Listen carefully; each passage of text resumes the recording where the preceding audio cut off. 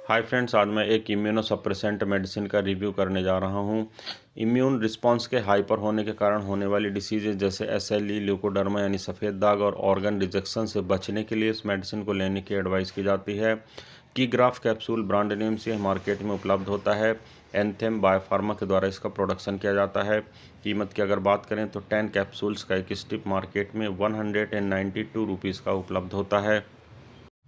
Friends, अगर अभी तक आपने मेरे चैनल को सब्सक्राइब नहीं किया है तो प्लीज़ चैनल को सब्सक्राइब कर लें, बेल आइकन को भी प्रेस करें ताकि आने वाले सारी वीडियोस के नोटिफिकेशंस आप तक आ जाएं और आप मेरा कोई भी वीडियो को मिस ना करें। अगर आपने इस प्रोडक्ट को इस्तेमाल किया है तो आपके क्या क्या एक्सपीरियंसेस रहे हैं कमेंट सेक्शन पर लिखकर मुझे ज़रूर बताएँ। आइए फ्रेंड्स, वीडियो को शुरू करते हैं। सबसे पहले देखते हैं इसके कंपोजिशन के बारे में। तो फ्रेंड्स, इसमें टेक्रोलिमस 0.5 मिलीग्राम की मात्रा में उपलब्ध होता है। अब देखते हैं फ्रेंड्स इसके कुछ वैकल्पिक ब्रांड्स के बारे में। तो फ्रेंड्स, क्रोलिमस 0.5 मिलीग्राम कैप्सूल जिसे आउबेड हेल्थ केयर प्राइवेट लिमिटेड के द्वारा बनाया जाता है। रेनग्राफ 0.5 मिलीग्राम कैप्सूल जिसे एबॉट लिमिटेड के द्वारा बनाया जाता है। कीग्राफ 0.5 मिलीग्राम कैप्सूल जिसे एंथेम बायोफार्मा के द्वारा बनाया जाता है। क्रोलिम 0.5 मिलीग्राम कैप्सूल जिसे सन फार्मास्यूटिकल्स इंडस्ट्रीज लिमिटेड के द्वारा बनाया जाता है। और ओल्मिस 0.5 मिलीग्राम कैप्सूल जिसे टोरेंट फार्मास्यूटिकल्स लिमिटेड के द्वारा बनाया जाता है। फ्रेंड्स, मार्केट में मिलने वाले सेम कंपोजिशन के साथ उपलब्ध ही कुछ ऐसे डिफरेंट ब्रांड्स होते हैं जो आप इस मेडिसिन के न मिलने की स्थिति में परचेस करके अपना काम चला सकते हैं। आपको इफेक्ट सेम मिलता है क्योंकि इनके अंदर का जो साल्ट या मॉलिक्यूल होता है वह सेम होता है। अब देखते हैं फ्रेंड्स मेडिसिन से जुड़ी कुछ इन्फॉर्मेशन के बारे में।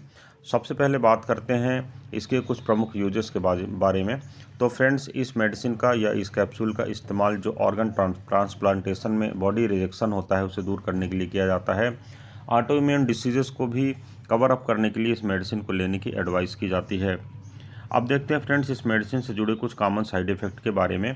तो फ्रेंड्स, दस्त का लगना यानी डायरिया का होना, ब्लड में ग्लूकोज लेवल का बढ़ना, तेज़ प्यास लगना, लीवर में डैमेज होना, किडनी में डैमेज होना, जी मिचलाना, चक्कर आना, घबराहट होना, पेट में दर्द होना इत्यादि इसके कुछ कॉमन साइड इफ़ेक्ट के रूप में नोट किए गए हैं।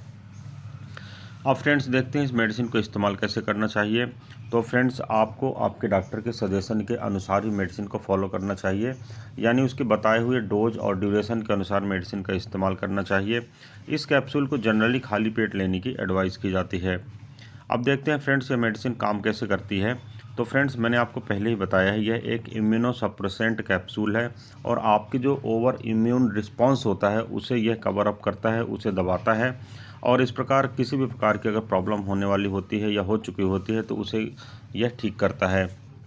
आपका शरीर में किसी प्रकार का कोई ट्रांसप्लांटेशन होता है यानी कि ऑर्गन ट्रांसप्लांट जब होता है जैसे लीवर का, किडनी का या हार्ट का, तो उस टाइम पे जो इम्यून रिस्पांस होता है बॉडी रिजेक्शन अदर पार्ट का करता है।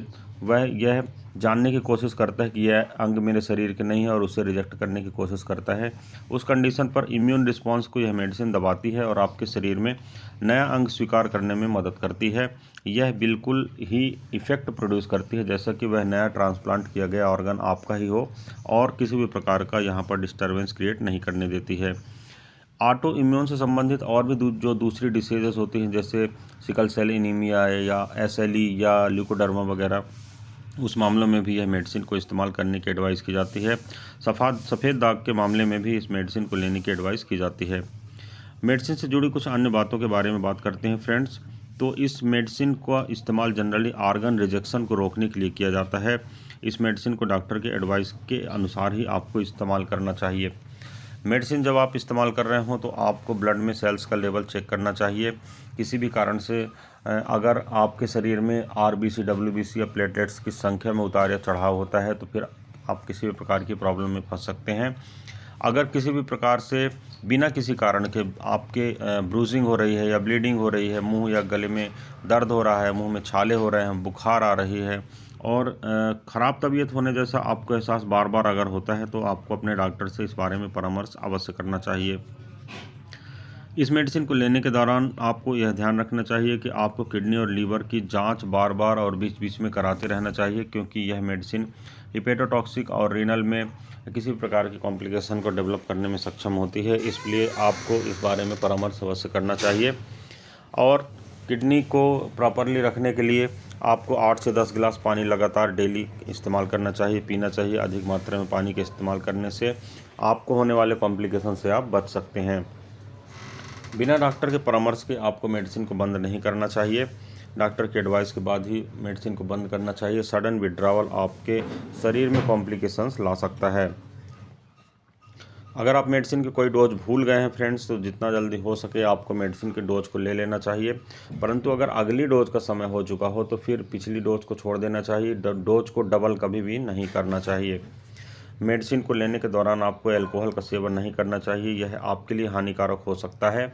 अगर आप गर्भावस्था में हैं, गर्भावस्था की प्लानिंग कर रहे हैं या ब्रेस्ट फीडिंग करा रहे हैं तो बेहतर होगा कि आपको अपने डॉक्टर से उचित परामर्श करना चाहिए। इस मेडिसिन को लेने के दौरान फ्रेंड्स कभी कभी मेंटल कंसंट्रेशन लॉस होने की संभावना रहती है। डलनेस, डिजीनेस और ड्राउजीनेस के सिम्टम डेवलप होते हैं। इसलिए बेहतर होगा कि जब तक आप इसके लक्षणों को अच्छी तरह से पहचान नहीं लेते हैं कि मेडिसिन आपके शरीर पर कैसा इफेक्ट प्रोड्यूस करती है, तो आपको किसी भी प्रकार का मेंटल कंसंट्रेशन का वर्क नहीं करना चाहिए, ड्राइविंग नहीं करना चाहिए, हैवी मशीनरी पर वर्क नहीं करना चाहिए। किडनी रोग और लीवर रोग से जुड़ी समस्याओं के बारे में मैं आपसे डिस्कस पहले ही कर चुका हूँ।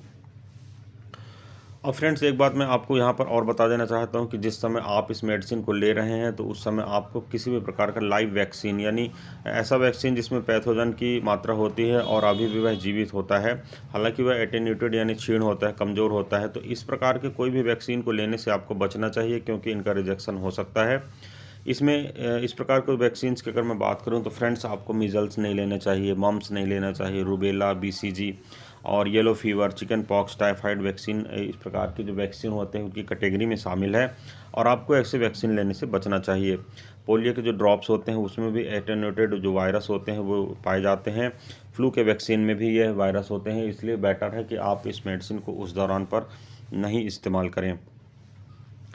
जिन लोगों का इम्यून सिस्टम अच्छे से वर्क नहीं करता है, यानी लगातार वो बीमार बने रहते हैं, प्रॉब्लम फेस करते रहते हैं, उन लोगों को इस मेडिसिन को नहीं लेना चाहिए। हाई ब्लड प्रेशर अगर किसी को है या किडनी फेलुअर है तो उस व्यक्ति को इस मेडिसिन को नहीं लेना चाहिए। महिलाओं के लिए मैं आपको पहले ही बता चुका हूँ कि अगर आप प्रेगनेंसी में हैं या प्रेगनेंसी की प्लानिंग करा रहे हैं या ब्रेस्ट फीडिंग करा रहे हैं तो बेहतर होगा कि आप अपने डॉक्टर से परामर्श करें, मेडिसिन को ना लें तो अधिक बेहतर होगा। अब फ्रेंड्स कुछ ऐसे पॉइंट्स हैं जिसमें आपको मेडिसिन और नहीं लेना चाहिए, यानी अगर आप एलर्जिक हैं, ऐसे कोई कंटेंट जैसे जो टेक्रोलिमस से अगर आप एलर्जिक हैं तो आपको नहीं लेना चाहिए। अगर आपको ओल्ड इन्फेक्शन है, क्रॉनिक इन्फेक्शन है तो भी आपको इस मेडिसिन को नहीं लेना चाहिए। हाई ब्लड शुगर लेवल है या हाई बीपी है तो आपको मेडिसिन को नहीं लेना चाहिए। अगर आपका ब्लड पोटेशियम या कैल्शियम या सोडियम का लेवल ऊपर नीचे होता है, बार बार प्रभावित करता है, ऐसी कंडीशन में भी आपको मेडिसिन को नहीं लेना चाहिए। अगर कभी भी इस मेडिसिन को लेने के दौरान आपको कोई किसी प्रकार का रिजेक्शन हुआ है, किसी प्रकार के कॉम्प्लिकेशन में आप पड़े हैं तो भी आपको इस मेडिसिन का इस्तेमाल नहीं करना चाहिए। यह एक इम्यून सप्रेसिंग मेडिसिन है और मैक्रोलाइड्स नाम का जो ग्रुप होता है एंटीबायोटिक का उससे संबंध रखता है और जो ऑर्गन रिजेक्शन होता है उसके लिए इस मेडिसिन का इस्तेमाल जनरली करने की एडवाइस की जाती है। आपको मैं बार बार बता चुका हूँ फ्रेंड्स कि जब आप इस मेडिसिन को लेते हैं तो ये आपके इम्यून रिस्पांस को सप्रेस करता है, दबाता है, इसलिए आपको किसी अन्य प्रकार के जो संक्रमण या इन्फेक्शन रहते हैं उनके बढ़ने का खतरा बढ़ सकता है। इसलिए आपको इस बारे में पहले से ही सचेत रहना चाहिए। अगर आप इस मेडिसिन को लगातार लंबे समय तक लेते हैं तो आपके शरीर में कई प्रकार के कैंसर की संभावना बन जाती है। लिम्फ नोड का कैंसर यानी लिम्फोमा भी हो सकता है, स्किन कैंसर भी बन सकता है। आपके ये जो इम्यून सिस्टम होता है उसको कम करता है, इसलिए अगर आप इस मेडिसिन को लेते हैं तो डॉक्टर से परामर्श अवश्य करें। सेल्फ मेडिकेशन बिल्कुल भी न करें, यह आपके लिए बहुत हानिकारक हो सकता है। आपको मेडिसिन लेने के दौरान फीवर आ सकता है, पसीना आ सकता है, ठंडी कपकपी लग सकती है, खांसी आ सकती है, फ्लू जैसे लक्षण हो सकते हैं, शरीर या मांसपेशियों में दर्द हो सकता है, लाल पन आ सकता है यानी किसी प्रकार का इन्फ्लामेशन हो सकता है। अगर ये सारी चीज़ें बहुत अधिक मात्रा में होती है तो आपको अपने डॉक्टर से इस बारे में परामर्श अवश्य करना चाहिए। तो फ्रेंड्स ये था एक छोटा सा रिव्यू मेडिसिन के ऊपर। मैं उम्मीद करता हूँ फ्रेंड्स ये वीडियो आपको पसंद आया होगा। अगर वीडियो पसंद आता है तो प्लीज़ वीडियो को लाइक करें, चैनल को सब्सक्राइब करें, वीडियो को शेयर करना बिल्कुल भी ना भूलें और सिर्फ वीडियो के आधार पर मेडिसिन का सेवन ना करें, यह आपके लिए हानिकारक हो सकता है। इस वीडियो में बस इतना ही। किसी अन्य अच्छे इंटरेस्टिंग टॉपिक के साथ आपसे फिर मुलाकात करता हूँ।